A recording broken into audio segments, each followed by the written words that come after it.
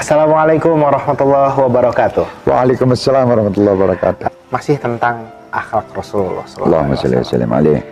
Salah satu hal yang sering kita dengar adalah tentang jihad. Jihad Rasulullah yang sebenarnya tidak banyak orang ketahui. Itu sebenarnya ada banyak gak sih kisah-kisah itu?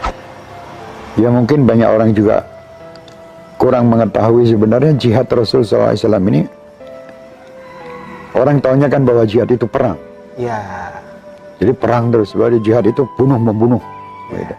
Sebetulnya Rasulullah tidak pernah mengajak seperti itu. Ya. Jadi Rasulullah itu setiap diajak ada peperangan itu, kita harus tahu bahwa Rasulullah tidak memerangi dahulu. Jadi Rasulullah SAW ini setelah mereka memerangi, baru diperangi oleh Rasulullah. Ya. Itu pun dengan syarat. Anak-anak kecil jangan dibunuh. Wanita-wanita jangan dibunuh. Pohon-pohon, tanaman-tanaman jangan sampai ditebang dan ini. Itu ada syarat-syaratnya. Ini yang luar biasa. Ya. Bayangkan orang sekarang menghadap musuh, dia akan dibunuh, tapi dia masih menjalankan syarat dari Rasulullah SAW. Ini luar biasa Islam ini. Ini tinggal kita bunuh. Itu bunuh pun itu tidak boleh dengan kebencian. Karena Allah Subhanahu Wa Taala pernah terjadikan sama Sayyidina Ali bin Abi Thalib. Sayyidina Ali bin Abi Thalib waktu akan membunuh, diludahi. Akhirnya tidak menjadi membunuh. Ali, kenapa kamu tidak jadi membunuh? Karena saya takut membunuh kamu bukan karena Allah, karena engkau meludahi aku itu tadi. Bukan karena Allah lah, karena benci kepadanya. Itu Islam itu bisa mengatur itu. Ini lakukan. Jadi Rasulullah SAW tidak pernah perang itu memulainya. Dan tidak pernah menganjurkan untuk bunuh-membunuh. Selalu diadakan perdamaian dulu. Ayo, didatangi, mengutus orang berapa ke sana untuk bagaimana dibuat musyawarah lah, diatur. Bagaimana supaya kita tidak jadi peperangan, supaya ini nanti supaya tidak ada orang yang terbunuh, supaya ini, ayo kita lah damai kita ini. Itu dulu. Tapi mereka kadang tidak mau. Mereka memerangi, ya baru Rasulullah membalas. Dan Rasulullah SAW manusia yang tidak pernah kalah dalam peperangan. Tapi kan di beberapa kisah sempat, salah satunya mungkin perang Uhud yang tidak kalah. Oh, tidak kalah. Itu tidak kalah karena umat ini tidak mengikuti aturan Rasulullah SAW. Saat itu mereka terdesak mundur oleh para pasukan-pasukan manah itu tadi. Tapi subhanallah setelah itu mereka bangkit lagi. Dengan mereka mendatangi mereka, berarti menunjukkan bahwa mereka ini masih hidup dan masih semangat untuk berperang. Belum selesai. Tapi orang-orang kufar waktu itu pada nyingkir. Karena lihat bagaimana di surat Ali Imran kalau tidak salah itu 173 dan 174. Ya di surat saya kurang hafal ayatnya itu. Itu tentang kejadian ini. Fanqalabu bi ni'matin minallah. Jadi mereka dirubah setelah mengucap hasbunallah wa ni'mal wakil, dirubah oleh Allah Subhanahu wa taala. Mereka menjadi semangat lagi untuk memerangi mereka. Itu Rasulullah. Di situ kekalahannya kesalahan daripada umat Nabi Muhammad tidak turut Nabi Muhammad. Bukan kekalahan, kesalahan. Oke. Apakah jihad itu selalu tentang perang? Oh, tidak. Nah, bagaimana? Ada hal lainkah yang maksudnya Rasul menunjukkan bahwa saya sedang berjihad, tapi beliau tidak berperang? Nah, itu seperti apa?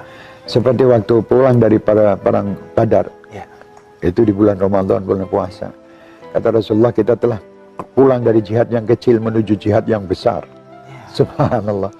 Sahabat pada heran ini, ya Rasulullah, jihad apa lagi ini tadi jihadnya sudah luar biasa besarnya. Perang seperti ini, kata Rasul, jihadin nafas. Jihad kepada hawa nafsu.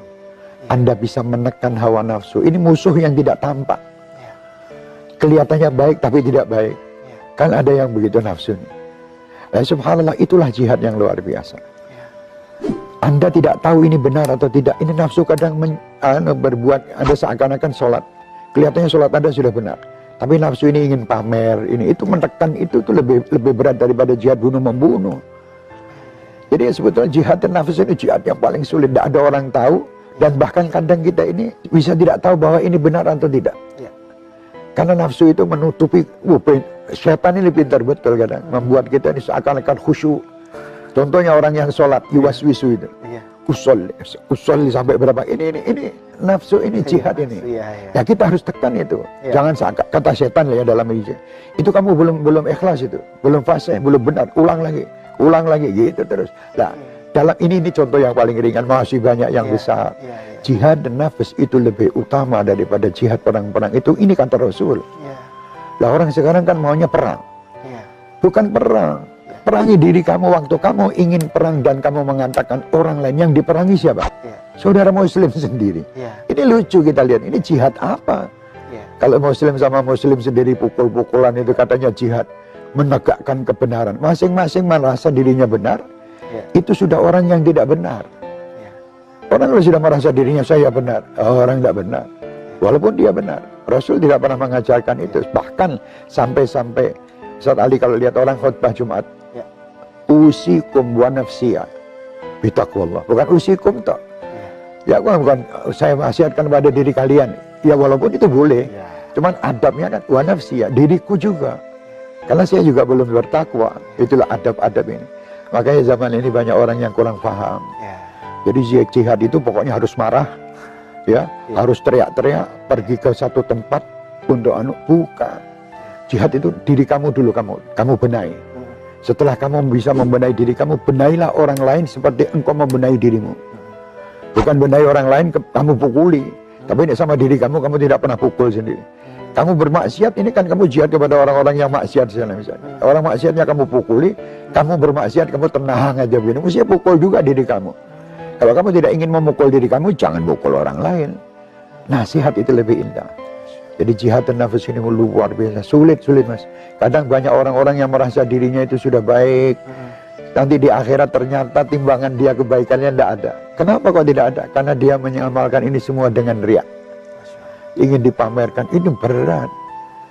Kalau musuh yang jihad perang itu tahu musuhnya di depan tinggal dipukul mati. Tapi ini musuh kita tidak tahu. Sampai Al-Imam Al-Busiri mengatakan, an-nafsu ka tifli'in tuhmilhu syamba'ala. Nafsu itu bagaikan anak bayi yang menyusu. Itu kalau tidak disape, ya terus nyusu sampai besar. Jadi harus ditekan, harus supaya itu. Nafsu itu bagaikan kuda, kata Imam Busiri. Anda harus bisa mengendalikan. Orang itu punya nafsu semua. Lah, mengendalikannya ini jihad. Anda arahkan ke kanan, arahkan yang baik, mau ke kiri, ayo tarik lagi gitu terus. Ini proses menarik dan ini tadi mengarahkan itu adalah jihad. Kembali kepada meneladani Rasulullah SAW. Dalam sepanjang hidup Rasulullah, pernah tidak sih Rasulullah itu sampai kewalahan menjaga dan mengontrol nafsunya? Tidak pernah. Jadi karena Rasulullah sudah. Iya. Rasulullah itu maksum. Ya. Tidak pernah ada kekurangan atau ada kejelekan sedikit pun pada diri Rasulullah. Apalagi kewalahan.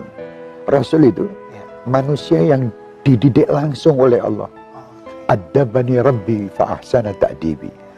Tidak ada satupun manusia bisa mendidik Rasulullah. Karena apa? Kalau ada guru Rasulullah, berarti Rasulullah di bawah gurunya. Tapi ini tidak ada orang yang lebih tinggi dari Rasulullah. Karena Allah langsung yang mendidik. Supaya tidak ada mengatakan aku gurunya Rasulullah. Tidak ada. Allah yang mengatakan. Kenapa Rasulullah SAW ayahnya meninggal sedangkan Rasulullah ada di dalam kandungan? Supaya Rasul tidak mengatakan abi, tapi mengatakan Rabbi, Rabbi. Jadi kalau ayahnya hidup, bayangkan saya aja Habib Syekh lah, yang seperti ini penuh dengan dosa. Anak saya itu di depan anak orang-orang lain, wah kayak raja dia. Karena anak Habib Syekh. Padahal dia belum tentu lebih baik daripada anak-anak yang lain, kayak gitu. Dan Habib Syekh itu siapa? Orang yang perlu berlumuran dosa. Jadi bayangkan kalau ayah Nabi Muhammad hidup dengan Nabi Muhammad itu masih setelah diangkat Rasul. Bagaimana nanti keadaannya? Dijaga oleh Allah. Supaya murni. Rabbi, Rabbi bukan abi, abi. Baik. Seperti itu. Terima kasih untuk sebuah kisah yang menarik sekali untuk kita pelajari dan menjadi pengetahuan baru untuk kita semua. Agar kita semakin cinta kepada Rasulullah SAW. Allahumma salli wa sallim alaih. Sekian untuk episode kali ini. Sampai jumpa di episode selanjutnya masih di Sapa Habib Syekh. Terima kasih dan Assalamualaikum warahmatullahi wabarakatuh. Waalaikumsalam warahmatullahi wabarakatuh.